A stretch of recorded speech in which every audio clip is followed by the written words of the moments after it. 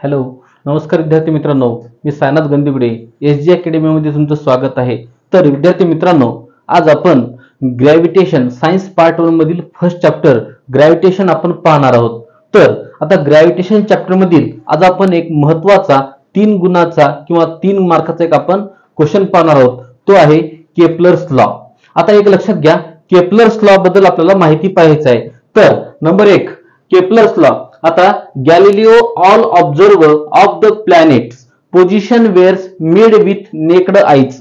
म्हणजेच काय, गॅलिलिओने सगळे जे प्लॅनेट्स आहेत त्या प्लॅनेट्सचं काय केलेलं आहे, पोझिशन बद्दल ऑब्झर्वेशन केलेलं आहे. त्याच्यानंतर number 2 16th century a lot of data available in the planetary position and motion. लक्षात घ्या, आता 16व्या शतकामध्ये आता गॅलिलिओ या शास्त्रज्ञाने काय केलेलं आहे, लॉट ऑफ डाटा मिळाला आहे. कशाचा, प्लॅनेटरी पोझिशनचा आणि मोशनचा. त्याच्यानंतर आता लक्षात घ्या, तिसरा आहे Kepler stated the 3 laws describing the planetary motion. म्हणजेच Kepler is stated by the 3 laws, that is the Kepler's law आणि that is the planetary motions. These are known as the Kepler's law. Kepler stated the 3 laws describing the planetary motion. These are known as the Kepler's law. आता ह्यानंतर आपल्याला केपलरचे planetary motion बद्दल अभ्यास केलेले आपल्याला 3 नियम सांगायचे आहेत. तर त्याच्यामध्ये बघायचं आहे केपलरचा फर्स्ट लॉ. आता केपलरचा फर्स्ट लॉ, केपलरचा सेकंड लॉ आणि केपलर्स थर्ड लॉ, अशा प्रकारे आपला 3 नियम आपल्याला पाहायचा आहे. तर अगोदर इकडे लक्ष द्या, ह्या डायग्राम मध्ये in the A, B, C, D and EF are the planets. A, B, C, D and EF are the planets revolving around the sun. S is located by sun. The sun. And A, B, C, D are the EF are planets in the elliptical orbit. First law मध्ये काय म्हणले, the orbit of a planet is an ellipse with the sun at one of the foci. आता लक्षात घ्या, म्हणजे काय म्हणले, हे जे प्लॅनेट्स आहेत ते प्लॅनेट काय केले, त्या सनच्या एका लंबवर्तुळाकार दिशेमध्ये आहेत. तर लक्षात घ्या, आता हे आहे लंबवर्तुळाकार म्हणजेच इलिप्टिकल ऑर्बिट मध्ये, आणि हे काही हे ABCD आणि EF हे काही प्लॅनेट आहेत. आणि हे प्लॅनेट काय करल्यात, ह्या सनच्या भोवताली काय करल्यात, रिव्हॉल्व्ह अराउंड द सन. त्याच्यानंतर दुसरा पॉईंट बघायचा आहे, planet revolve around the sun, the position of the sun is the indicated by S.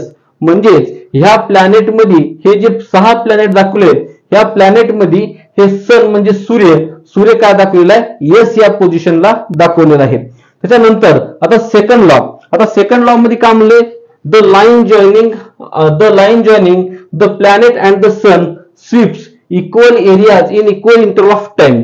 आता म्हणजे लक्षात घ्या, आता हे ABCD आणि EF हे काही लाईन जॉइनिंग आहेत. म्हणजे लक्षात घ्या, A कोणासोबत जॉईन झालेला आहे, C सोबत, आणि B कोणासोबत जॉईन झालेला आहे, D सोबत.